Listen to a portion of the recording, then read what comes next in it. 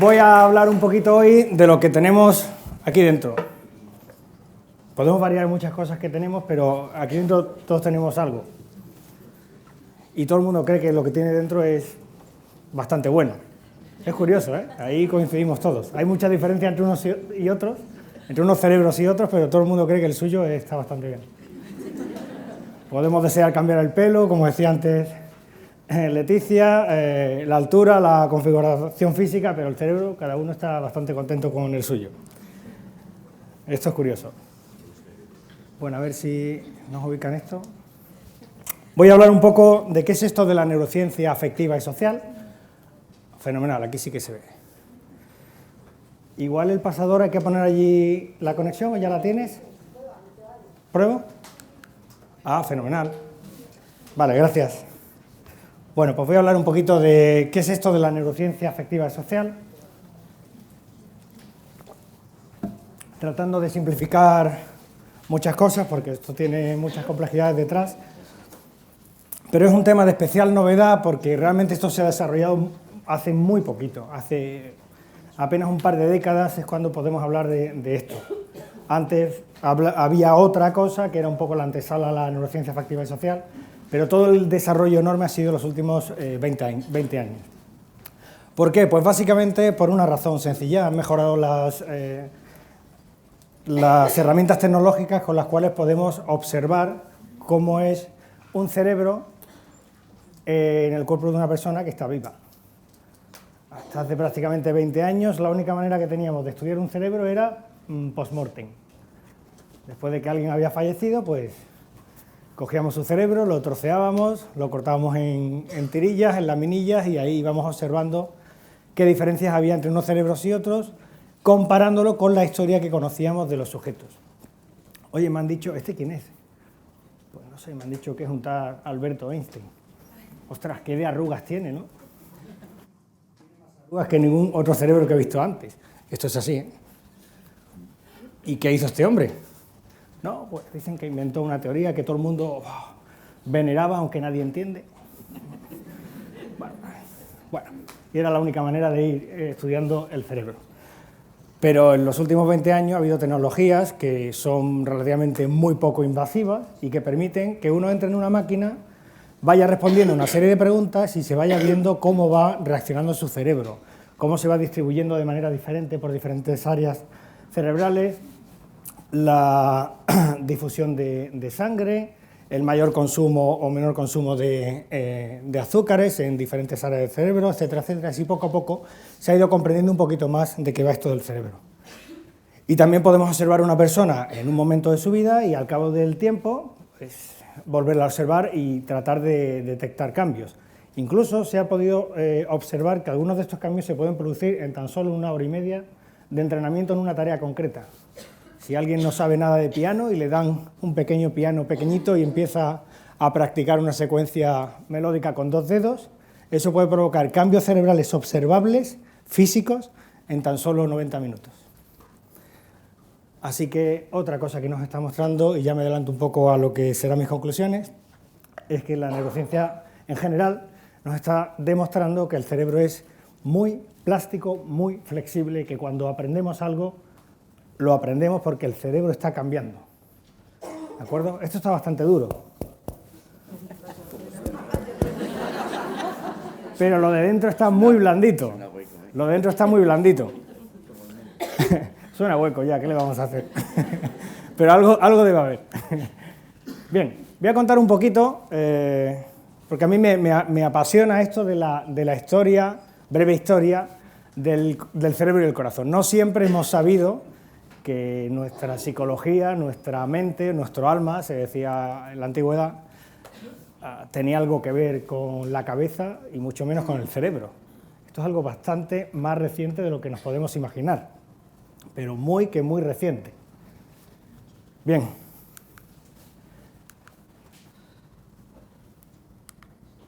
Más o menos en torno al siglo X antes de Cristo, los babilonios y los asirios estaban convencidísimos que el lugar donde residía el alma en nuestro cuerpo era el hígado.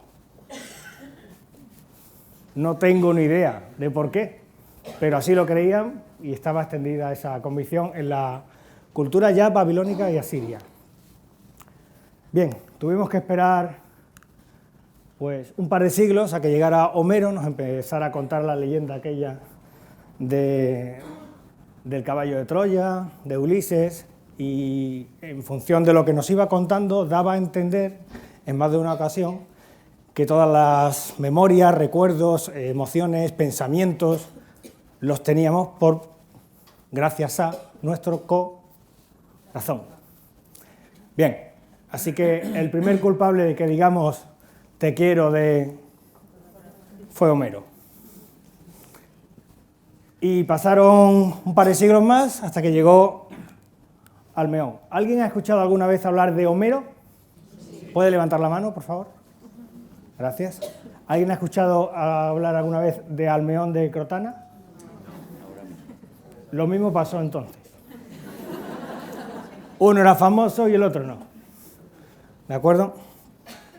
Pues Almeón se supone que fue el primero que con firmeza dijo: señoras y señores, el alma está en el cerebro.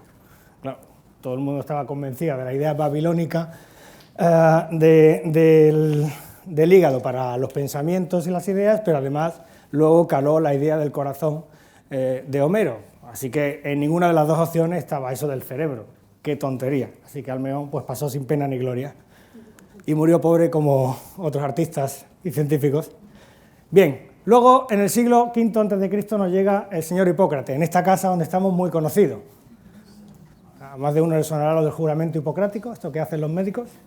Bien, Hipócrates se supone que fue el primer médico, el primer estudioso de cómo puede funcionar el cuerpo, al nivel de que en aquel momento se podía especular o conjeturar, pero además dijo de manera explícita que en el cerebro él estaba convencido que estábamos hablando del órgano más importante del cuerpo, más complejo y donde residían emociones, pensamientos, alegrías, penas, etcétera, etcétera. Esto de manera textual en algún texto que se conserva que se le atribuye la autoría. Estamos hablando ya del siglo V a.C. Pero Hipócrates, bueno, esto de curar a la gente está muy bien, pero que diga que lo que sabemos que reside en el hígado reside en el cerebro, pues igual, será otro flipado. Nadie le hizo mucho caso. Pero es que luego llegó nuestro amigo Aristóteles, siglo IV a.C., que prácticamente es el padre de la cultura mediterránea occidental, y él seguía RQR con que el corazón en plan homérico es la base de las pasiones. Y el pensamiento, lo que nos hace especiales a nivel de racionalidad frente al resto de animales, reside en el hígado. Eso decía el gran sabio Aristóteles, claro. Si alguien dudaba, dice, ¿qué dice el maestro Aristóteles? El maestro de Alejandro Magno, ¿qué dice? Lo del hígado, está clarísimo. Pues seguimos pensando todos que en el hígado. ¿Y del cerebro qué decía Aristóteles? ¿Alguien lo sabe? Pues creía que era poco más que un lugar de refrigeración de la sangre. Por ahí pasa y se enfría un poquito. Si eso lo dice Aristóteles, pues no lo creemos. Algún tiempecito después llegó un tal Erasístrato. ¿Alguien conocía a Aristóteles? ¿Alguien le suena? ¿Puede levantar la mano, por favor? ¿Alguien le suena a Erasístrato? Padre de la nueva escuela de Alejandría. Bien. Lo mismo pasó en aquella época.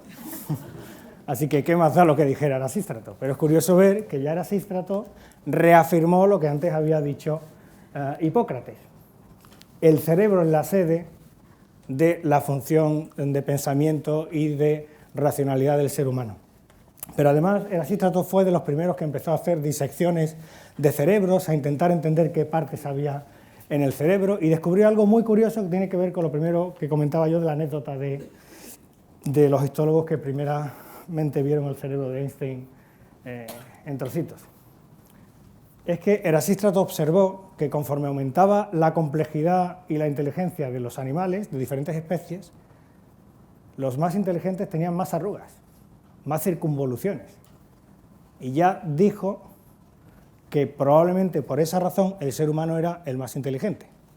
Hay que tener en cuenta que en aquella época no se había observado el cerebro del delfín, que planteó una situación bastante difícil de explicar, que que hasta hace apenas 10 años nadie ha dado una hipótesis convincente de por qué los delfines no tendrían que ser más inteligentes que nosotros.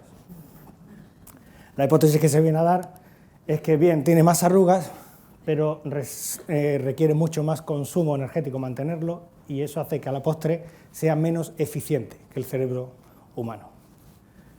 En aquel momento, pues bueno, se habían observado sobre todo esto: gorilas, monos, perros, gatos, ratones. Bien, nacimiento presunto de Jesús de Nazaret. Llegamos a siglo III a.C. y nos encontramos con un admirador de Hipócrates, que es Galeno.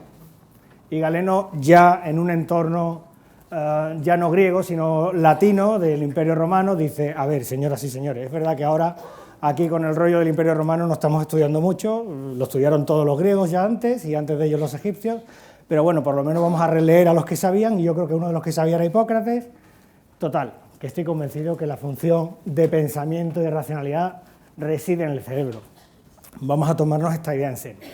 Y bueno, incluso esto le podría pasar a Hulk, que piensa con su cerebro. Y además, Galeno estableció 4 tipos de personas en función de variables no intelectuales, no relacionadas con la racionalidad. Entendió que además, a nivel de temperamento, de manera de ser, no directamente relacionada con la racionalidad, pues podríamos establecer 4 tipos de personas: personas más bien melancólicas, más bien coléricas o flemáticas, o más bien sanguíneas. Esto dependiendo de una teoría que incorporó de Hipócrates, que decía que en el cuerpo humano tendremos diferentes tipos de fluidos, y en función de cómo es la mayor preponderancia de un fluido frente a otro, eso hace que tengamos una constitución que nos predisponga a comportarnos de una manera o de otra. Y su propuesta teórica pues indicaba que de los 4 tipos temperamentales, el ideal era el sanguíneo, esa persona que diríamos con vocabulario moderno, relativamente extrovertida y relativamente estable. Se parece esto ya mucho a lo que hoy entendemos como inteligencia emocional rasgo. Siglo IV a.C. Bueno, luego va pasando el tiempo y prácticamente toda la Edad Media, e incluso ya en Edad Moderna y principios de la Edad Contemporánea, se establece una lucha entre cerebro y corazón. Ya se asume que el cerebro es la base de las funciones racionales, pero aún esto de las pasiones y de las emociones, más allá de Hipócrates, nadie estaba convencido que estuviera en el cerebro. Más bien todo el mundo seguía pensando, como Aristóteles, el gran sabio, que esto residía en el corazón. Entonces ahora la cuestión es: ¿qué es más importante? ¿Lo que nos dice el cerebro o lo que nos dice el corazón y las pasiones? Pues obviamente iba ganando en la batalla el cerebro, iba perdiendo el corazón, pero ya últimamente, a final de la Edad Moderna, iba ganando un poco más de respeto el corazón. Siglo XVI tenemos a Juan Huarte. ¿A alguien le suena Juan Huarte? Bueno, mis colegas de las facultades de Psicología se enorgullecen, como fieles seguidores de principios científicos, que Juan Huarte es el único patrón de una facultad universitaria española que no es un santo. Era sencillamente un laico con fundamento científico en lo que hacía. Juan Huarte era médico y era de por aquí cerquita. De hecho, esto es una foto de una estatua que está aquí en Pamplona, que aún no he visto. Quiero ir a hacerme yo la foto con Huarte. Se llamaba Juan Huarte de San Juan, porque San Juan era un pueblecito que bueno, ahora está en la parte francesa, pero en su día era de la parte aragonesa.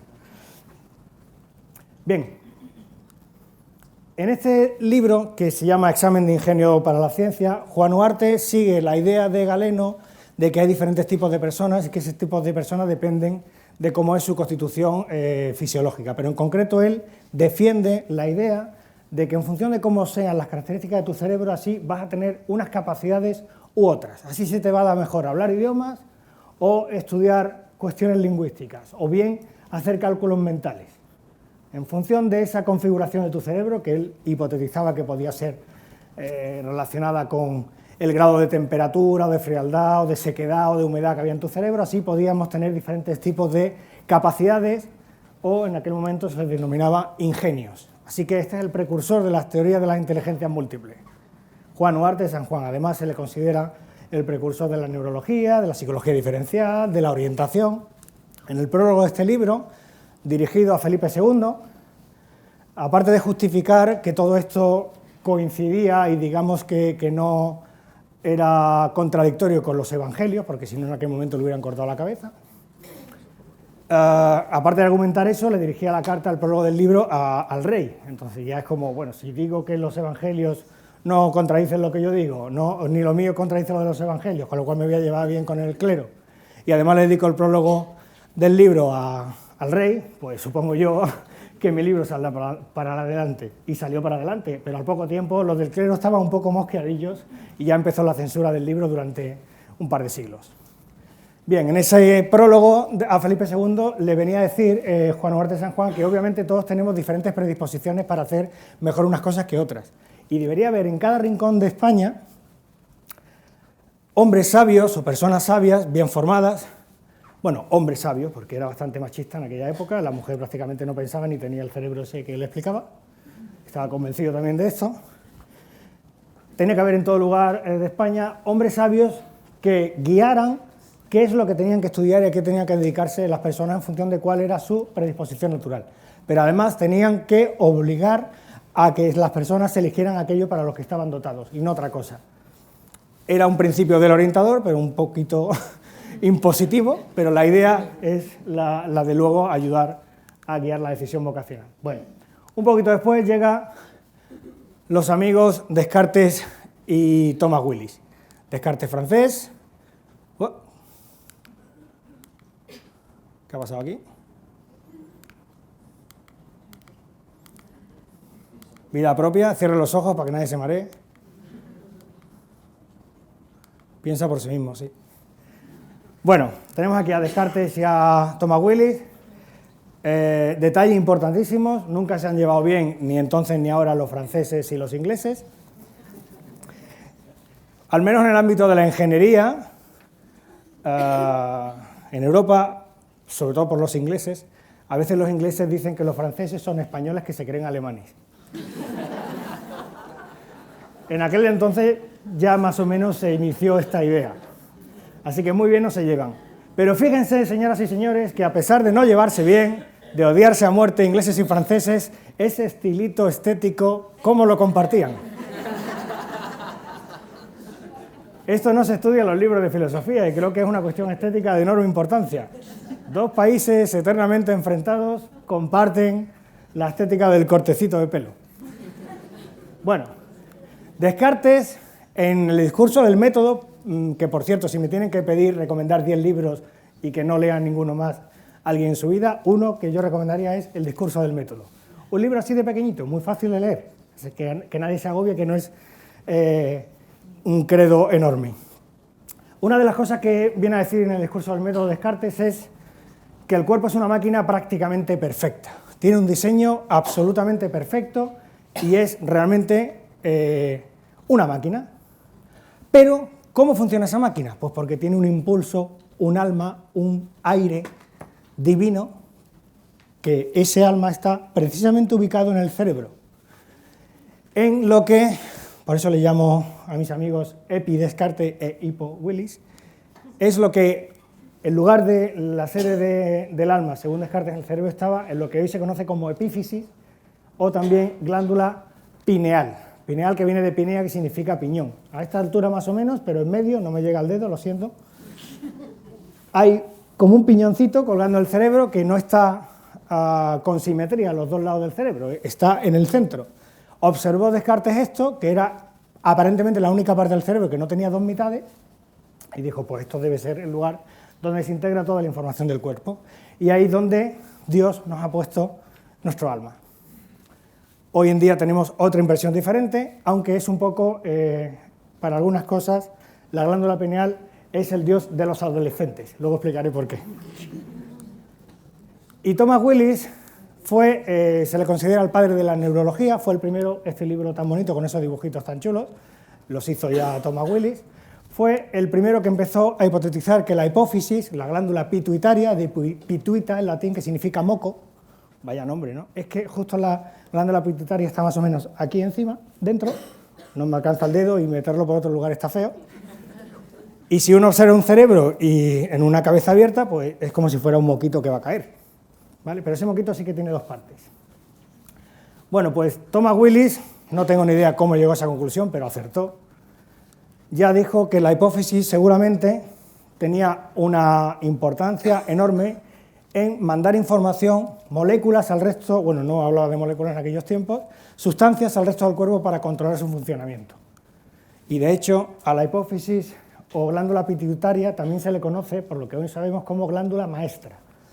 Esa sí que es la diosa no de la adolescencia, sino de todo lo que sufrimos en procesos de estrés. Luego lo explicaré. Bien, pero ¿y a todo esto dónde quedan las emociones? Pues de nuevo relegadas al corazón y a un lugar, digamos, secundario frente a la racionalidad y el pensamiento. Un coleguita de Descartes, que creo recordar que tenía el mismo corte de pelo, que era Blaise Pascal, era amiguito de él, y también un gran matemático y filósofo. Pascal, sin embargo, después de haber estudiado mucho la racionalidad y el poder de la razón para la construcción de la sociedad occidental, como tenía una mente muy espiritual, era cristiano y filósofo, además de matemático, en su madurez ya empezó a pensar que esto de la razón no podía ser lo único. Y de hecho a él le preocupaba mucho el tema de la creencia en Dios. Y Pascal, hablo del coleguito de Descartes, no de Descartes, Pascal llegó a decir que, bueno, al final no podemos usar la razón para defender sentimientos tan poderosos como la creencia en Dios. Sencillamente esto es una cuestión, si creo o no en Dios, era una cuestión sentimental. Y en este discurso un poco de la lucha entre razón y fe, dijo aquella frase que muchos conocerán, de el corazón tiene razones que la razón no entiende. El corazón. De nuevo el corazón, Homero ha calado en nuestra sociedad. Bien, pasa un poquito más de tiempo y bueno, ya llegamos a finales del siglo XIX, antes del siglo XX, y tenemos a nuestro amigo Santiago Ramón y Cajal. Aquí más jovencito, como suele salir en fotos, por eso he seleccionado esta. Me parece que después de toda una vida trabajando, que a uno le saquen ya en todos los libros cuando era viejecito, pues me parece que no, hombre, el hombre fue más guapete, tuvo pelo. Esto es en la Universidad de Zaragoza, cuando estudiaba medicina. El padre, si no recuerdo mal, era boticario y un luchador, convencido de que había que hacer todo lo que fuera para que su hijo, que era talentoso, estudiase y progresase y llegara a mayores niveles de éxito y de comodidad de los que había llegado su padre. Cajal de niño dibujaba muy bien. Dijo, papá, yo quiero ser dibujante. El padre lo miró y le dijo, ¿dónde vas, chiquillo? ¿Dibujante para morirte de hambre? No, tú vas a estudiar medicina. Pero es que, medicina. Y él estudió medicina, pero seguía dibujando bien. Se dedicó a la histología, que es una parte de la medicina que estudia tejidos. Y utilizando un método para teñir los trocitos de cerebro que veía al microscopio, un método que había desarrollado Golgi, el del aparato de Golgi, que esto no suena nada del instituto, consiguió ver, cuando observaba el microscopio, detalles minuciosos de cómo era el cerebro por dentro que conseguía dibujar. Esto está hecho a mano por Cajal y es solo una pequeña muestra de lo que consiguió reflejar que veía en el cerebro. Hay que pensar que en aquella época lo que veías en el cerebro tenías que dibujarlo rápido y bien, porque al cabo de unas horitas aquello olía mal. No es como ahora que le das a un botón y lo guardas en Google Drive, ¿vale? Así que dependiendo de tu dote de dibujante podías ser más o menos preciso en el conocimiento del objeto de estudio. Y así descubrió Cajal que el cerebro no era un bosque en el que nadie quería entrar, como él decía, no era una masa ahí continua de sustancia floja o mocosa, sino que era un conjunto de células chiquititas conectadas por ramillas, que parecían árboles, y que denominó célula neuronal o neuronas. Le dieron el premio Nobel por esto a él y a Golgi, que había inventado el método con el que Cajal descubrió esto. Pero Golgi recibió el premio Nobel y todavía seguía diciendo que Cajal no tenía razón. Hoy ya está claramente fundada la idea de que el cerebro está compuesto por pequeñas celulitas que son neuronas. Bien. Y llegamos al siglo XXI y ya surge el concepto de neurociencia, el verdadero padre de la neurociencia moderna, entendida como lo que se ha desarrollado ya después del siglo XX, fue Ramón y Cajal, precisamente por esto anterior. Además, hipotetizó que cuando aprendemos y recordamos cosas es porque se establece algún tipo de conexión entre las neuronas, algo que ya a mediados del siglo XX pues, nos dijeron otros como Hebb, y que hoy sabemos perfectamente que un aprendizaje es un conjunto de patrones de interacción neuronal que se repite cuando estamos ejecutando la acción o el pensamiento o la idea que hemos aprendido. Bien, hablamos de neurociencia cognitiva al principio y ya en los años 90, a finales del siglo XX, es cuando se empieza a hablar de neurociencia social. En los años 90 se empezaba realmente a desarrollar de una manera enorme esto de observar los cerebros en funcionamiento, sin tener que esperar que la gente muriera o matarlo intencionadamente para cortarlo en láminas. Ya se le podía meter en máquinas y sin hacerle demasiado daño, algo se le hace porque siempre hay una pequeña radiación, pero bueno, con un buen pincho navarro o vasco, todo eso se puede arreglar y uno se somete al estudio. Así que empezamos a hablar de neurociencia en los años 90 y al principio, más bien mediados de los 90, ya hablamos de neurociencia social, cuando se aplica el conocimiento científico de cómo funciona el cerebro a interpretar cómo pensamos cuando interactuamos con otros. Cómo pensamos y cómo funciona nuestro cerebro cuando sentimos y reaccionamos a lo que los demás nos dicen, nos hacen o nos sugieren. Y ahí surge la neurociencia social. Y tarda un poquito más en emplearse el término de neurociencia afectiva, que es aplicar los conocimientos científicos de cómo funciona el cerebro para entender cómo sentimos, cómo nos emocionamos, cómo funcionan los estados emocionales, etc. Y bueno, aquí son algunas de las pruebas de los principales referentes en el nacimiento de estas nuevas ciencias. Bien. ¿Y qué hemos aprendido con esto de la neurociencia afectiva? Una preguntita, ¿qué tiempo tenemos para dosificarme? Vale, gracias. Vale. Bien.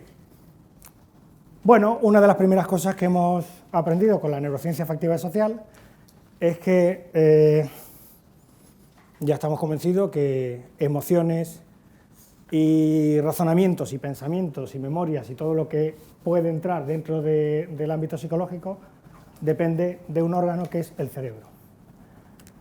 Uno como educador tiene que saber que, en síntesis, el fin de la educación es ayudar a que otro... Pero para que uno sea autónomo tiene que aprender a hacerlo. Así que en el fondo, educar es ayudar a que otro aprenda. Y el órgano de aprendizaje hoy sabemos que es el cerebro. Así que si entendemos un poco mejor cómo va, pues podemos tener nuevos feedback sobre cómo podemos optimizar el aprendizaje que vamos a procurar como educadores. Esta es un poco la idea de por qué la neurociencia nos puede servir en educación. Aunque todavía quede un recorrido para aplicar todo lo que vamos sabiendo, porque a veces cuesta encontrar una aplicación práctica y requiere tiempo. Bueno, una de las primeras cosas que hemos visto en neurociencia afectiva y social es que podemos identificar diferentes áreas del cerebro que se activan, que funcionan y que son clave para determinadas funciones de interacción social o emocional. Por ejemplo, al principio del estudio de las áreas cerebrales implicadas en diferentes comportamientos y conductas, uno de los padres de todo esto en la época reciente y moderna fue Broca. ¿Alguien le suena lo del área de Broca? Bien. Y los primeros estudios, antes de existir todo esto, del análisis fotográfico y de vídeo, de cómo reacciona el cerebro en tiempo real con una persona viva, de todo eso solo se estudiaban, pues como decía al inicio, el cerebro de personas después de haber fallecido. Y sobre todo interesaba estudiar el cerebro de personas que sabíamos que tenía una lesión, un golpe en el cerebro, y en función de cómo era su historial y dónde tenía ese golpe, pues podíamos suponer qué parte del cerebro servía para qué. Y así Broca descubrió que si te daban el golpe muy fuerte aquí, pues tú dejabas de hablar. Más tarde llegó Wernicke y descubrió que si te lo daban un poquito más atrás, es que tú podías hablar, pero no entendías lo que decías ni lo que decían los demás. Así que poco a poco fuimos identificando áreas. Todo esto llevó durante un tiempo a la idea de que si el lenguaje depende fundamentalmente de las áreas de Broca y Wernicke que están en el hemisferio izquierdo, quizás todo lo que es más emocional depende del derecho. Y posteriormente se empezó a ver que realmente el derecho tiene mayor protagonismo en reacciones emocionales. Así que durante un tiempo quedó la idea de que el cerebro izquierdo es el lógico y el cerebro derecho es el emocional. Pero esto no es tan sencillo. Luego se ha ido viendo que no es siempre así. Por ejemplo, cuando las personas estamos enfadadas, tiene una activación especial la parte prefrontal del cerebro izquierdo, del hemisferio izquierdo. Eso entonces ya resulta un poco incompatible con la idea de que lo emocional depende solo del derecho, porque si estás enfadado, estás con una vivencia emocional intensa, ¿por qué se te está activando el cerebro, el hemisferio izquierdo? ¿No era la teoría esta? Bueno, pues ya poco a poco se va desmontando la idea de que sea tan simple la cosa como lógica a emociones. Luego se empieza a pensar que quizás lo que ocurre es que aquí están las emociones, en el lado derecho las emociones negativas, porque la gente que tiene depresión parece que tiene, o muchos casos de depresión profunda o con lesiones claras en el hemisferio derecho, pues resulta que tenían un perfil de haber sido muy depresivo, muy triste, muy pesimistas y tal. Y las personas más eufóricas, más alegres, pues parece que tenían mejor estado el lado izquierdo. Así que se empezó a pensar en otra hipótesis. Ah, vale, entonces que el hemisferio izquierdo también es emocional, pero de las emociones positivas. Y el hemisferio derecho es emocional, pero de las emociones negativas. Pero claro, ¿cómo se explicaba esto con lo que he mencionado antes de la ira? La ira, el enfado, la rabia depende del hemisferio izquierdo. Y eso no es una emoción positiva, aunque pueda ser positivo tener ira para lograr ciertos objetivos. Así que surgió otra teoría que de momento es la que parece que tiene más peso, que es la que observó que cuando buscamos inhibir nuestro comportamiento ante situaciones que tememos que nos pueden provocar una amenaza o un peligro, la parte que más funciona o que más protagonismo toma en nuestro cerebro es la parte del hemisferio izquierdo frontal, el prefrontal derecho, pero que generalmente se activa cuando estamos teniendo emociones negativas, pero sobre todo se activa cuando estamos procurando inhibir un impulso o inhibir una acción que podemos considerar que nos va a provocar algún perjuicio. Es decir, las personas que tienen lo que se llama mayor sensibilidad al castigo, que tienen más temor de hacer cosas peligrosas y que prefieren inhibirse y no intentarlo, no sea que fracasen y les preocupa más el posible fracaso que el posible éxito, parece que tienen mayor activación en el prefrontal derecho.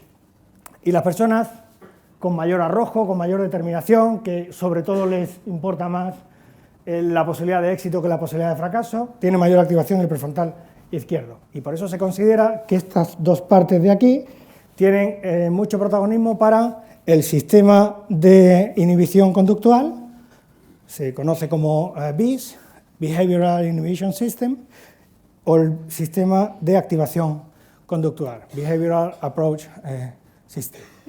Así que poquito a poco vamos entendiendo que hay diferentes partes que funcionan para diferentes cosas.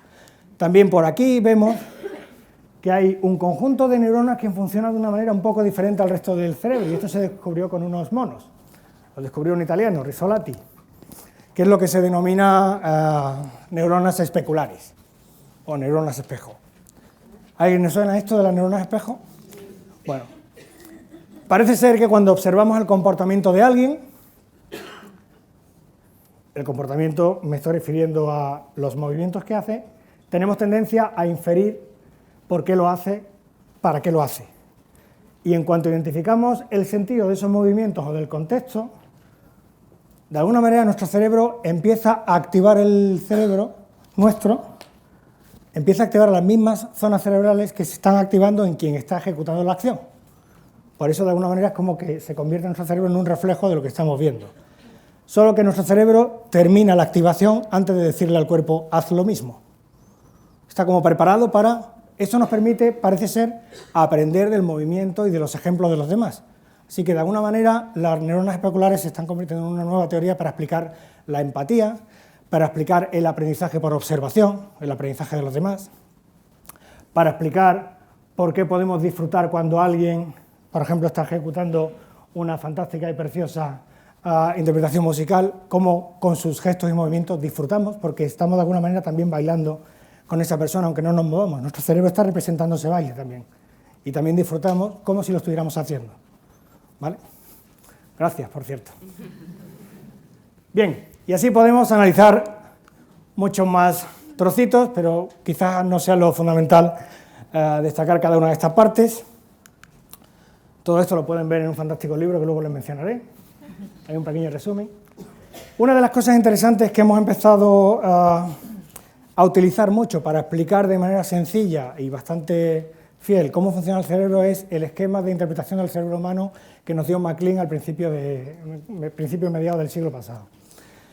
MacLean observó que de alguna manera coincidía con lo que sabemos en biología evolucionista, en evolución, coincidía la idea de que Los animales a lo largo del tiempo habían ido evolucionando y obteniendo cerebros más complejos, y hoy en día pues tenemos diferentes especies animales representantes de diferentes líneas de evolución. Y coincidimos todos, salvo que un día llegue un científico delfín y nos diga qué piensa de los humanos, que los humanos estamos en la cresta de la ola y en el tope de la pirámide. Hay algunos dibujitos animados, creo que ese de Madagascar, que sale de vez en cuando un delfín malo. Yo creo que igual un día nos pasa eso. Si queda alguno, claro.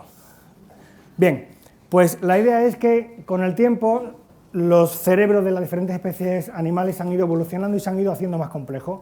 Y sobre todo, los más antiguos, los cerebros más antiguos, básicamente solo tienen esta parte interior identificable en nuestro cerebro, que es muy parecida al cerebro prototípico de un reptil. Y por eso a esta parte más baja, sobre todo representada por el cerebelo y el tronco cerebral, se denomina cerebro reptiliano, porque se parece mucho a lo que tiene un reptil. Un reptil, para ser feliz, pues no necesita mucho: moverse, respirar, morder. Y con eso, pues el cocodrilo está feliz, está encantado de la vida. No necesita mucho más. Sin embargo, en los mamíferos, el cocodrilo no es mamífero, recordemos, en los mamíferos ya se empieza a ver que hay otras estructuras que se montan encima de esta más antigua. Y por eso a esa segunda estructura se le denomina cerebro paleomamífero. Y parece ser que esa estructura que se monta encima del cerebro reptiliano es responsable de muchas cosas, pero fundamentalmente de dos especiales que caracterizan a los mamíferos y no a otras especies animales. Los mamíferos tienen mamas, que tienen sus mamás. Una tortuguita o un reptil suelta los huevos por ahí y que se busquen la vida cuando nazcan y se van a salvar poquitos. Los que se salven, pues fenomenal, y los que no, pues yo no lo siento mucho porque soy un cocodrilo. Pero los mamíferos tienen un periodo de desarrollo hasta que se alcanza la autonomía muy largo, con lo cual nacemos y dependemos durante mucho tiempo del cuidado de nuestra madre y de nuestro entorno próximo. Así que algo fundamental en los mamíferos es que la cría recuerde quién es su mamá y que la mamá recuerde quién es su cría, y que además ambas deseen estar con la otra. Eso tiene que estar programado en algún lugar del cerebro. En el cerebro reptiliano no lo está. Está en el cerebro prototípico del mamífero. Ahí, en esa parte prototípica del mamífero, además está el hipocampo, que es una parte que hoy sabemos que es clave para aprender y recordar posteriormente información, sobre todo información de ubicación, de nuestra propia historia personal, y todo esto es fundamental para el establecimiento del apego y de la relación con nuestras mamás y papás. Y más tarde ya se empieza a desarrollar en los mamíferos más complejos la corteza cerebral, que a veces el córtex o corteza no se le llama así, sino que se le llama neocórtex o neocorteza. ¿Por qué? Porque se considera que evolutivamente ha surgido mucho más recientemente, hace 15 minutos. 20 minutos atrás en la historia, pues prácticamente nadie tenía corteza. Bueno, a ver, nuestros antepasados sí, porque somos un poco selectos, pero la mayoría de especies no tenían. Así que realmente la corteza es un desarrollo evolutivo tardío y complejo, y que sirve de alguna manera para controlar lo que pasa debajo, o mejor dicho, para intentar controlar lo que pasa debajo. Hay muchísimas más conexiones que surgen del centro hacia arriba que de arriba hacia abajo. Eso significa que si esta parte cerebral compite en algún momento con la parte cerebral de arriba, ¿quién gana? La de abajo. Así que, aunque los racionalistas Descartes y su colega del cortecito de pelo, Majete, nos hablaban de que la razón es la reina es la emoción. Y yo creo que ahí ya dirá algo más mi colega, el egregio profesor catedrático de Psicología de la Emoción, Enrique García Fernández Abascal. Bien, esto de aquí se le denomina sistema límbico también. No es realmente un sistema, pero durante mucho tiempo se creyó que era un sistema independiente del cerebro. Está conectado con el resto del cerebro y no es independiente al resto, pero funciona para algunas cosas con relativa independencia. Por eso se le sigue denominando sistema límbico. Límbico, que viene del latín limbus, porque es como el límite entre la parte vieja de abajo del cerebro y la parte nueva. En el límite está el sistema límbico. Esto es lo que diríamos que supone el corazón. Así que técnicamente yo no debo decir te quiero de corazón, sino te quiero de sistema límbico. Suena menos romántico, pero es cuestión de acostumbrarse.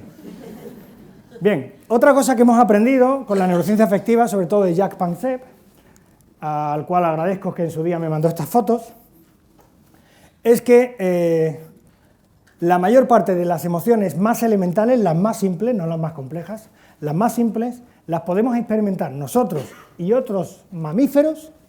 Atención a esto, también otros mamíferos experimentan emociones y pueden de algún modo sentirlas, aunque a otro nivel de complejidad que las sentimos nosotros. Pero la idea de Panksepp es que al menos estas emociones básicas elementales las podemos experimentar sin corteza cerebral. Esto es una cosa muy potente. Y esto no lo dice arbitrariamente, porque un día le llegó la inspiración tomándose un vinito aquí en Navarra, viendo los Sanfermines. No, no. Es que ha logrado estimular comportamientos de búsqueda, comportamientos de ira, de miedo, de lascivia, de cuidado del otro, de pena o de juego en animales, en mamíferos pequeñitos, estimulando ciertos circuitos cerebrales y no otros. Si mando un poquito de estimulación electromagnética por esta parte, voy a lograr que el conejito reaccione como si tuviera miedo. Si lo hago y estimulo por esta otra parte, voy a lograr que el conejito esté súper curioso, súper inquieto por investigar la habitación. Esto es una cosa muy potente, y esto lo sabemos desde hace muy poquito y todavía muchos lo discuten, pero la evidencia que ha ido acumulando este señor y sus colegas es abrumadora. Y muchas de las cosas que hace 20 años decía, ahora lo están confirmando otros y están empezando a darse cuenta de que Panksepp era una persona muy relevante. Y digo era porque tristemente falleció este año. De alguna manera me encantaría dedicar este pequeño ratito de hablar sobre la neurociencia social afectiva a Jack Panksepp, que sin conocerme de nada, ya la primera vez que le escribí me mandó encantado fotitos que él tenía seleccionadas diferentes expresiones emocionales. Joseph Ledoux, ¿a alguien le suena? Joseph Ledoux fue un poco el que puso de moda la amígdala en esto del cerebro emocional. Pues no se lleva nada bien con Panksepp, no se ha llevado nada bien con Panksepp nunca. Digamos que en ciertas cosas son bastante beligerantes uno con la teoría del otro. Pero a pesar de eso, Ledoux recientemente ha afirmado, y antes de que falleciera Panksepp, o sea, no era una cuestión de pena o de deshabilidad social, a pesar de no llevarse bien, Ledoux ha afirmado que la mejor teoría de emociones básicas basada en cómo funciona el cerebro es la de Panksepp. ¿De acuerdo? Yo sé que esto no se parece mucho a la peli de Inside Out, pero la peli de Inside Out está basada en expresiones faciales de Ekman y menos en fisiología y funcionamiento cerebral, y esto sí que está basado en funcionamiento cerebral. Aquí tenemos distintos impulsos emocionales elementales en mamíferos, como el de ternura o cuidado del otro. ¿Quién no ve algo de amor aquí? Bueno, que no lo diga, pero puede salir de la sala cuando lo desee. Y bueno, aquí podemos ver la carita de la chica y del chico. A alguien le sonará, y no pensando en leones. Bien, otra cosa que hemos sabido con la neurociencia afectiva y social es que al menos hay dos vías, dos circuitos de procesamiento de la emoción en el cerebro, cuando percibimos sobre todo una emoción, un estímulo amenazante. Joseph Ledoux, por ejemplo, es el experto internacional, el número 1 en el estudio del miedo. Sin embargo, hace poco le preguntaron que él explicara su trabajo y él decía que a él no le gusta decir que estudia la emoción miedo, porque eso es un término lingüístico que igual refleja otras muchas ideas que no tienen que ver con lo que él hace. Él lo que estudia es cómo reacciona el cerebro a la amenaza. Si eso lo queremos llamar miedo, pues genial, pero a él no le gusta que se le considere un experto en el miedo, sino un experto en cómo la amígdala y el resto del cerebro reacciona a la amenaza. Bien, sobre todo cuando reaccionamos a la amenaza, por ejemplo, de repente notamos que se está moviendo algo y no entendemos qué es, y nos puede parecer de manera inmediata que es una serpiente, pues hay una información que viene por el tronco cerebral y la información que viene también de los ojos va directamente al centro del cerebro, no a la corteza, al centro. Justo los ojos tienen un nervio óptico que va al centro del cerebro, igual que el nervio olfativo, justo al centro. El olfato y la vista son elementos fundamentales para que el cerebro reaccione. El cerebro al final lo tenemos, sobre todo porque nos ayuda, nos sirve, nos permite reaccionar ante lo que pasa afuera y aprender qué pasa afuera para reaccionar mejor en el futuro. Así que toda la información que nos va llegando de fuera es fundamental, cuanto antes la procesemos mejor. Lo que ocurre es que toda la información sensorial se procesa primero, llega rápido al centro cerebral, al sistema límbico. Y ahí hay dos unidades de alerta que son las amígdalas. Que nadie se preocupe, una vez me dijeron, profesor, es que a mí me operaron de amígdalas. Y yo le dije, a mí también. ¿Sí, también? ¿No tenemos amígdalas? Y yo, no pasa nada, pero esas eran de aquí. Yo hablo de las de aquí. Ah, vale, fenomenal. Bueno, pues las amígdalas de aquí, no las de aquí, reaccionan y ponen en funcionamiento el resto del cuerpo cuando hay un cierto peligro. Así que cuando llega la información de que la serpiente se está moviendo, esa información, enseguida se analiza en la amígdala, se ve que hay un movimiento rápido, que hay un ruido inesperado, que el cerebro no sabe lo que es y mejor salir corriendo. Así que automáticamente se manda la orden al cuerpo para tonificar la musculación, acelerar el ritmo cardíaco, enviar más rápido la sangre y la glucosa donde haya que mandarla, etcétera, etcétera. El cuerpo se pone a reaccionar y a correr. Y ya después de un rato que estamos corriendo, unas milésimas de segundo después, pero que pueden parecer siglos, esa información va recorriendo la corteza cerebral y sobre todo se analiza la parte prefrontal. Y es cuando ya tomamos conciencia de qué puede ser aquello que nos ha asustado. Y ya analizamos, ¿tiene sentido seguir corriendo? ¿O ha sido mi cuñado que otra vez ha traído la serpiente de Ikea? Y ya reaccionamos y moderamos el comportamiento, ¿vale? Y de ahí hablamos de vía rápida y vía lenta. La vía lenta es la que da posibilidad al entrenamiento de la inteligencia emocional, a aplicar inteligencia en nuestras reacciones emocionales. Bien, otra cosa que nos ha descubierto la neurociencia con el portugués António Damasio, que obviamente no está en Portugal, porque si no lo conoceríamos igual que Almeón de Crotana, está en Estados Unidos desde hace mucho tiempo, además es príncipe de Asturias. António Damasio es el jefe del equipo y Hanna Damasio es su mujer y Antoine Beccara pues, es de origen italiano. Pero el jefe del equipo, el que coordinó la investigación, es Damasio, por eso aparece aquí con la estrellita. Bien, el equipo de Damasio podemos decir que fue el primer equipo que con una investigación muy rigurosa demostró que la intuición existe. Es decir, que la información que nos dan las emociones puede ser verídica, aunque todavía no tengamos ni puñetera idea de por qué. La investigación era básicamente la siguiente, muy sencillo, lo cuento. Se puso a las personas, algunas de ellas con lesión cerebral en una parte baja y prefrontal del cerebro, la parte ventromedial, que se supone que tiene que ver con la previsión de consecuencias emocionales de nuestras decisiones. Algunas personas tenían dañada esa parte, el resto eran personas pues, aparentemente normales.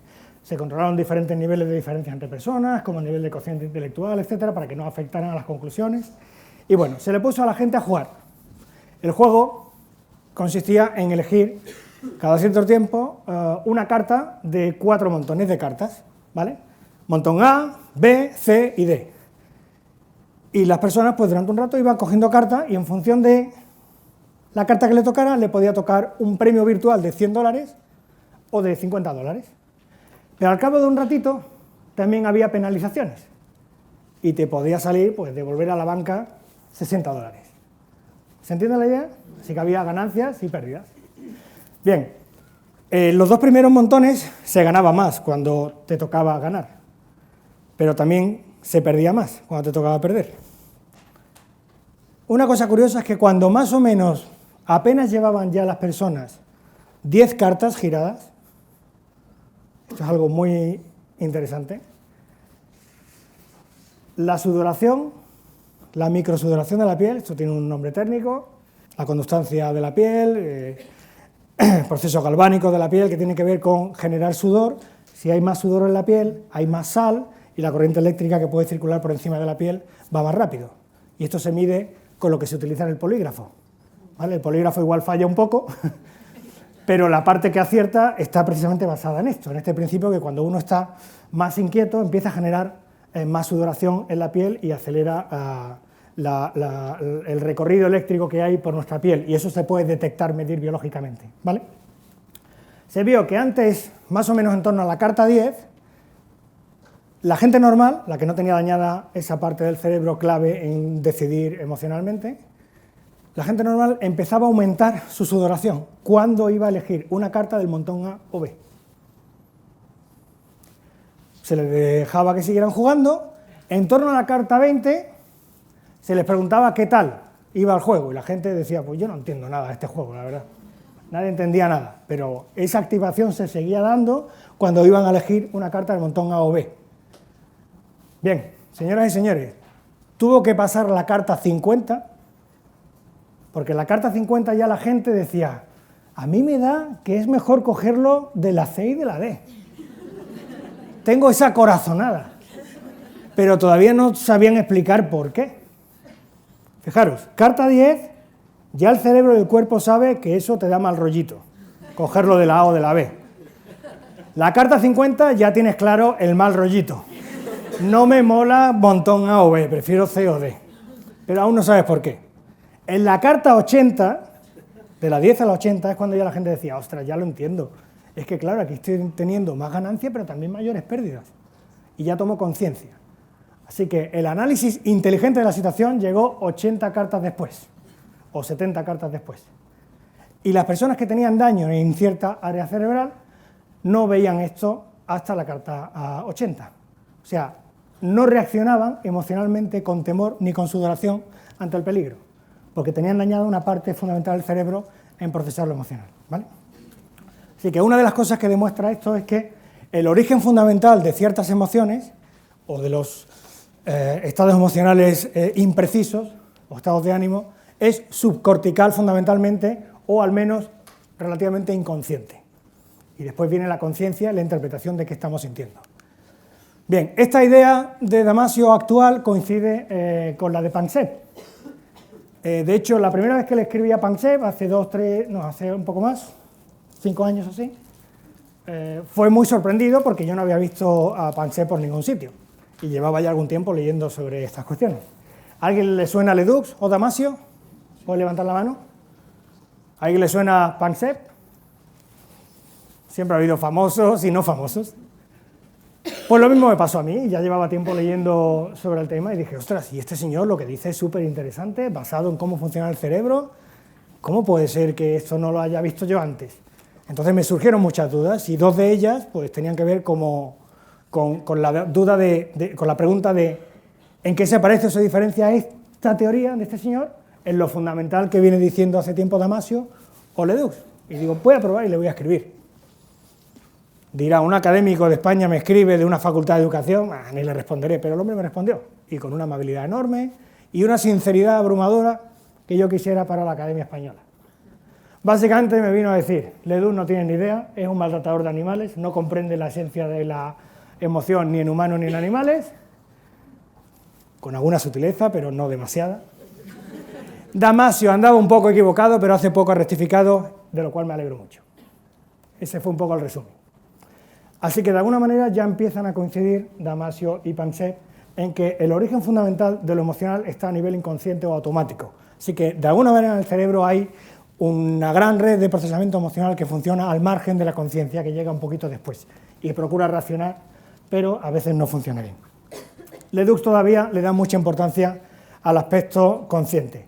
Y en un artículo reciente de principios de este año, en una gran revista, PNAS, Ledoux, con otro colega, pues formaliza su teoría de la interpretación de cómo sentimos las emociones y fundamentalmente identifica diferentes áreas de la corteza cerebral que dice que son fundamentales para que tomemos conciencia de qué estado emocional estamos sintiendo. Y viene a decir de manera explícita, que esto también es interesante, que Panksepp y Damasio están equivocados. Yo sé que a Panksepp no lo conocen, pero a Damasio sí. Y que ya los dos estén equivocados y Ledoux no, pues no lo sé.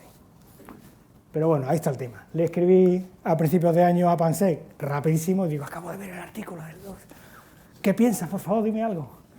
Y me dijo lo de antes, este está equivocado, Damasio va por mejor camino, pero lo siento, ahora no te puedo atender porque me acaban de diagnosticar un cáncer y estoy afrontando el tratamiento. 2 meses después, pues nos dejó. Por eso un poquito mi deseo de homenaje a Jaap Panksepp, que por cierto en su libro de neurociencia afectiva es desgarrador cómo cuenta el análisis del impulso de ternura y de la reacción cerebral al dolor social, porque cuenta la propia experiencia de cómo perdió a su hija ya mayor, adolescente, en un accidente, y cómo eso provoca cambios cerebrales, etcétera, etcétera, y lo vivió en primera persona. Que esto lo analice alguien experto en emociones, la verdad que impregna y causa una impronta especial cuando uno lo lee. Así que muy recomendable acudir a PANSER. ¿Tengo unos 5 minutos? Genial. Bueno, otra cosa que sabemos desde hace tiempo, pero la neurociencia afectiva y social viene confirmando, es lo que se llama la respuesta de estrés o respuesta al estrés.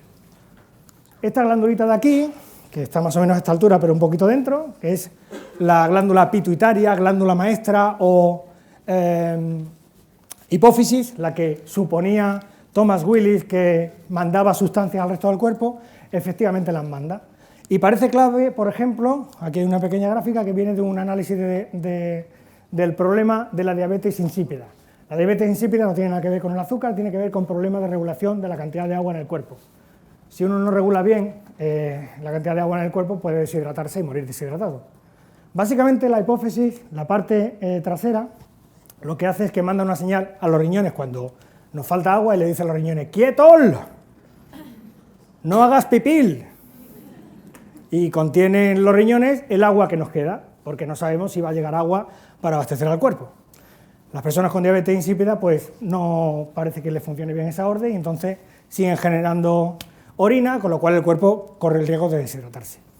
Pero una cosa que sabemos con la neurociencia afectiva es que la parte anterior, de delantera, de la glándula pituitaria, también manda información a los riñones que no tiene nada que ver con esto.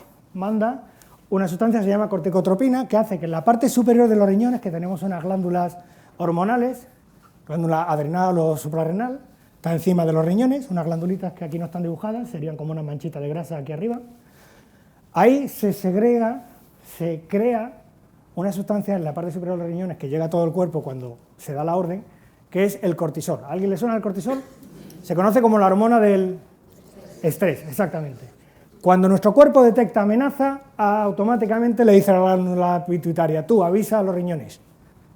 La glándula pituitaria avisa a los riñones segregan cortisol, rápido entra en vena y enseguida está en el corazón, que acelera su pulso y manda el cortisol a todo el cuerpo. Donde llega el cortisol paraliza lo que está pasando, que no sea vital para la supervivencia. ¿Estás teniendo ese pensamiento lascivo fantástico con el vecino? Se para. ¿Tus huesos están creciendo? Se para el crecimiento. ¿Tu digestión del solomillo? Se detiene. Se paraliza prácticamente todo lo que no es vital en ese momento y se acelera el consumo, el metabolismo de los azúcares para que todo lo que hay en cualquier rincón de los tejidos, sobre todo de movilidad del cuerpo, reaccionen rápido y podamos consumir rápidamente energía para salir huyendo del presunto peligro. Esto está genial, nos da una gran versatilidad a los humanos y a otras especies animales, pero si esto perdura mucho tiempo, acaba dañando al cuerpo. Porque claro, puede estar un tiempecito, unos más, otros menos, sin tener pensamientos lascivos, pero sin que te crezcan los huesos, sin hacer bien la digestión, sin respirar apropiadamente y sacar provecho del oxígeno, etcétera, etcétera, pues ya eso es más complejo. Bien, ¿y qué pasa con la adolescencia? Este es el gran descubrimiento de la neurociencia social de los últimos 15 años. Señoras y señores, la adolescencia no es tanto culpa de los adolescentes como creíamos. Así que vamos a perdonarles un poquito, por favor, un poquito de por favor. Podemos decir, en términos neurocientíficos, que la adolescencia es una crisis cerebral transitoria. Hasta hace poco se pensaba que solo en el periodo de 0 a 6 años el cerebro sufre un proceso de crecimiento esplendoroso, maravilloso y bestial. Ahora sabemos, desde hace, ya digo, apenas 15 años, que durante la adolescencia, o mejor dicho, durante el periodo más que adolescencia, de la pubertad, hay una enorme evolución del cerebro que en algunas áreas, las áreas cerebrales frontales, corticales frontales, no concluye hasta en torno a los 25 o 30 años. ¿De acuerdo? Esto no afecta a que yo tenga un amigo de 43 años que aún sea adolescente. ¿De acuerdo? Eso es así, pero en teoría su cerebro terminó de crecer más o menos a los 25 o 30 años. Pero claro, esto es un nuevo descubrimiento, que realmente no avance el desarrollo y la maduración de la corteza cerebral hasta los 25 o 30 años. Esto choca bastante con lo que sabíamos hasta hace 20 años y que a muchos de nosotros nos enseñaron en las facultades de psicología o de educación. Bien, básicamente, ¿qué 3 grandes cambios se dan en el cerebro adolescente? Grandes cambios a nivel central del sistema límbico, del corazón cerebral, grandes cambios a nivel de la corteza prefrontal y grandes cambios en el cerebelo. Empiezo por lo más sencillo, o más simple ahora mismo, y menos emocional. Los cambios en el cerebelo afectan a la maduración del dominio de las conexiones neuronales que controlan los movimientos y el crecimiento del cuerpo. Por eso, como en el David de Miguel Ángel, vemos el adolescente este con el cuerpo un poco desgarbado, que casi no controla los movimientos. Claro, es que se ha acostado con el brazo hasta aquí y al día siguiente lo tiene así. Entonces, aún no le ha dado tiempo a su cerebelo de mandar un nervio para allá. Así que esta parte no la controla, ¿vale? Esto ocurre durante la adolescencia. La parte de la corteza prefrontal que controla todo lo que pasa abajo, que es la directiva de nuestro cerebro, no termina de madurar hasta los 25 o 30 años. Pero es que la parte central prácticamente termina de madurar en la adolescencia. ¿Y para qué sirve esta parte central? Para hacer lo que queremos. Y para animarnos a hacer lo que sea por hacer lo que queremos. Por eso, hasta el más tranquilo, hasta la más tranquila, cuando ha sido menos tranquilo o menos tranquila en su vida, ha sido la adolescencia. Porque tiene un potro salvaje súper desarrollado y el domador todavía está en Belén con los pastores. Básicamente, si vemos cómo evoluciona el cerebro en la adolescencia, vemos que el volumen general del cerebro apenas varía, es prácticamente una línea recta. El volumen de materia gris y subcortical, pues prácticamente no varía, no hay grandes cambios. Es decir, ya hay una cierta maduración cuando uno tiene 15 y 16 años. Pero la corteza cerebral sí que varía. La materia gris se reduce, es decir, la cantidad de núcleos neuronales se hace más pequeña. Ostras, ¿y esto es bueno? Pues parece que sí, porque se concentra más y se hace la corteza cerebral más estrecha pero más densa. Claro, si yo tengo a una neurona de aquí que le tiene que decir algo a una de aquí y mi cerebro ha madurado de tal manera que ahora están así, se lo dirá antes y más rápido, sí o sí. Así que parece que eso facilita la eficiencia de conexión cerebral. Y la materia blanca son los axones, los cables que mandamos de una neurona a otra. Esa sí que aumenta, y cuanto más aprendemos, más todavía. Así que os deseo a todos una larga vida de mucha materia blanca y lo justo de materia gris. Así que la parte de abajo del cerebro está muy madura, pero la que controla esa parte no tanto, con lo cual pues el potro acaba ganando. Mi amigo el adolescente de ahora, que tiene 43 años, recuerdo cuando era adolescente entonces, con 15 años, un día me dijo: ¡ostras, lo que hice ayer! Y yo: ¿qué hiciste? Fui con la moto y cogí la curva así con los ojos cerrados. Digo: ¡ostras, estás loco! Y me decía: ¡ya lo sé, pero qué guay! Y yo le dije: ¡estás flipado, pero qué chulo! Si te pueden matar, ya lo sé, pero qué guay. O sea, sabes que te pueden matar, pero te da igual. Lo importante, lo potente es hacer lo que tú quieres en ese momento. Por eso la predisposición al riesgo de los adolescentes. Y por eso también la enorme valoración que tiene el cerebro adolescente a la valoración social y a los colegas y a los amigos. Porque las redes del cerebro central, que dependen mucho del establecer relaciones sociales, son hipersensibles en ese momento. Así que cuando más importancia le damos a la opinión de los demás es en la adolescencia. ¿De acuerdo? Hay una anécdota que cuenta Sarah Jane Blakemore, una neurocientífica de UCL, de Londres, que se la contó a su vez un amigo, que le decía que cuando iba al supermercado con sus niñas pequeñas y estaban un poco alborotadas, pues les prometía cantarles una canción si se tranquilizaba. Ay, las niñas encantadas: papá nos va a cantar aquí en el supermercado. Cuando las niñas eran adolescentes las amenazaba con cantarles en el supermercado. Cambia esto, ¿no? Bueno, otra cosa importante es que el dolor social es físico. Y hay una coincidencia bastante importante. Me costaría establecer porcentaje, pero posiblemente superior al 50%, entre las redes neuronales que controlan el dolor físico, cuando a Anakin Skywalker le cortan la mano, ¡ah!, y cuando te rompen el corazón. Hay una enorme coincidencia. Por eso cuando te rompen el corazón o te retira la atención en un grupo, te duele de verdad. A tu corazón le duele. Estas son las áreas implicadas. Y luego también sabemos con la neurociencia social que tenemos dos grandes superpoderes, dice el neurocientífico Lieberman de California, un tipo aparentemente muy bajo, no tengo la suerte de conocerlo, pero tiene una charla TED muy recomendable. Dice que tenemos dos grandes superpoderes en los humanos. Uno es que esto nos duela. Sí, eso es un superpoder, pero si te duele, ya. Pero gracias a que te duele, tú te preocupas por el otro. Y gracias a que tú sufres, tú estableces vínculos de cuidado del otro, porque sabes que el otro te da felicidad y te da placer y te da sensación de crecimiento y de utilidad en la vida. Cuidar a otro, querer a otro, amarle. El apego es un superpoder. Y otro superpoder es leer la mente de los demás. Leer la mente de los demás lo podemos hacer. A veces nos equivocamos, o muchas veces, yo sé que en este foro no, pero hay gente fuera que no viene a este congreso que se equivoca mucho. Nosotros leemos muy bien la mente, intuimos qué es lo que quiere el otro. ¿De acuerdo? Bien, y voy cerrando. ¿Qué nos aporta todo esto a la educación emocional? Pues yo creo que básicamente nos aporta al menos dos cosas elementales. Una cierta guía para tomar algunas decisiones en la prevención y en la educación. Porque hay pistas, por ejemplo, con el tema de los adolescentes, que son claras. En algunos países desarrollados que se toma en serio esto de tomar decisiones políticas educativas en función de los avances científicos, a todos nos suena que esto en España siempre se ha hecho, pues en algunos países o colegios con poder adquisitivo que pueden permitirse cambios de decisiones en sus políticas educativas, lo que han hecho en secundaria y bachillerato es que han retrasado el horario de comienzo de las clases. Porque otra cosa que se ha observado en la adolescencia es que la glándula pineal, esta donde decía Descartes que residía Dios, es la que secreta la melatonina, que es una sustancia que nos duerme cuando no hay luz. Por eso al cerrar los ojos, aunque estemos despiertos, normalmente nos empieza a entrar sueñecito.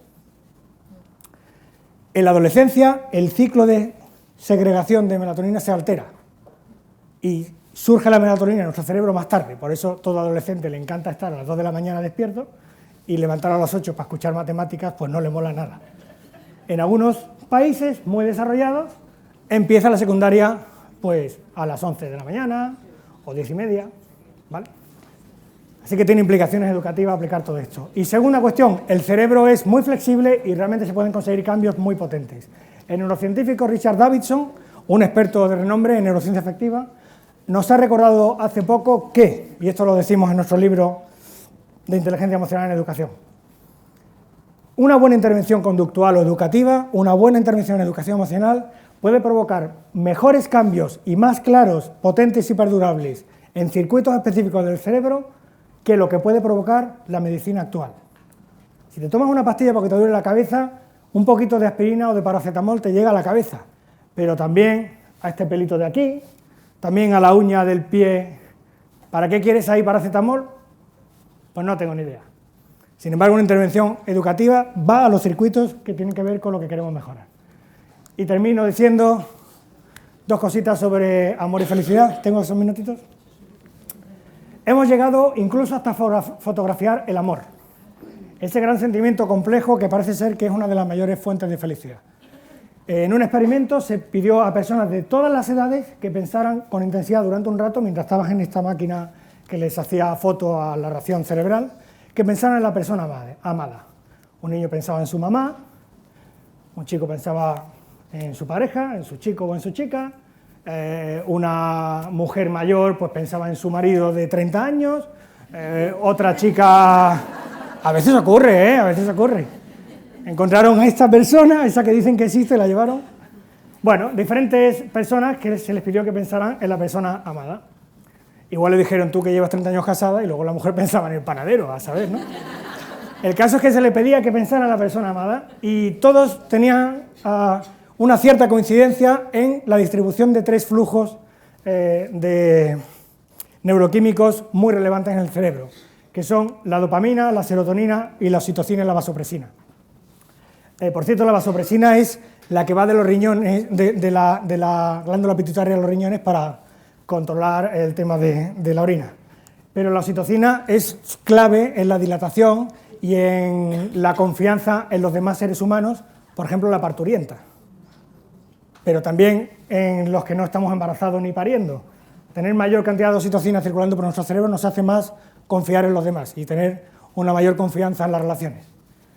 Pues esa oxitocina se distribuye por diferentes áreas del cerebro, pero sobre todo termina aquí, la distribución. Y además aquí en ese núcleo accumbens, que se considera uno de los núcleos fundamentales del placer en el cerebro, es decir, cuando eso se toquetea, da un gustrinín. Lo que pasa es que no llego. Bueno, pues uno de esos gustrinín especiales es provocado por el sentimiento de amor. Y el sentimiento de amor se caracteriza porque aquí al mismo tiempo está llegando oxitocina, vasopresina, dopamina, que es la hormona de la motivación. Cuando tengo ganas de hacer algo es porque estoy fluyendo dopamina por mi cerebro, ¿de acuerdo? La dopamina me puede matar y me puede crear adicciones, ¿de acuerdo? Un ratón encerrado en una jaula con una rueda le puede molar tanto la rueda que no come y muere de inanición, ¿de acuerdo? Esto nos puede pasar también con el móvil, ¿de acuerdo? Pero acuéstate, chiquillo, sí, pero es que quiero ver si me han puesto un like. La serotonina da relajación al cerebro y da sensación de paz y de sosiego. Estas tres cosas ocurren juntas cuando pensamos en la persona amada, en el núcleo fundamental de recompensa del cerebro. Y ya termino con la felicidad. Fuera de la neurociencia, decía Schopenhauer, muy inspirado en algunas cosas en un pensador español anterior, que fue Baltasar Gracián, decía Schopenhauer que para ser feliz hacen falta tres cosas fundamentales. O digamos que los tres grandes ingredientes para la felicidad son lo que tienes. Sabemos que con los años vas teniendo más, aunque no necesariamente te hace eso más feliz, pero creemos a veces que sí. Sobre todo ya Confucio nos decía que la clave no es tanto tener más como necesitar menos, así con lo que tienes eres más feliz. La segunda cuestión clave para Schopenhauer, que decía que nos ayudaba a ser felices, era ¿qué es lo que representas para los demás? Nos parece importante qué es lo que piensan los demás de nosotros. ¿Cuál es el pico de ese elemento en determinar nuestra felicidad? El que sufrimos en la adolescencia. En la adolescencia es cuando más importante es para nosotros lo que piensan los demás. Luego se va suavizando un poco. O limitamos ya lo que piensan los demás a ciertas personas clave. Pero lo tercero más importante para Schopenhauer es lo que eres, tu personalidad, tus características psicológicas. Que hay muchas que podemos analizar, pero las dos fundamentales que decía Schopenhauer que te podían ayudar a lograr la felicidad eran, y atención, con esto terminamos, una buena inteligencia y un gran... Muchas gracias.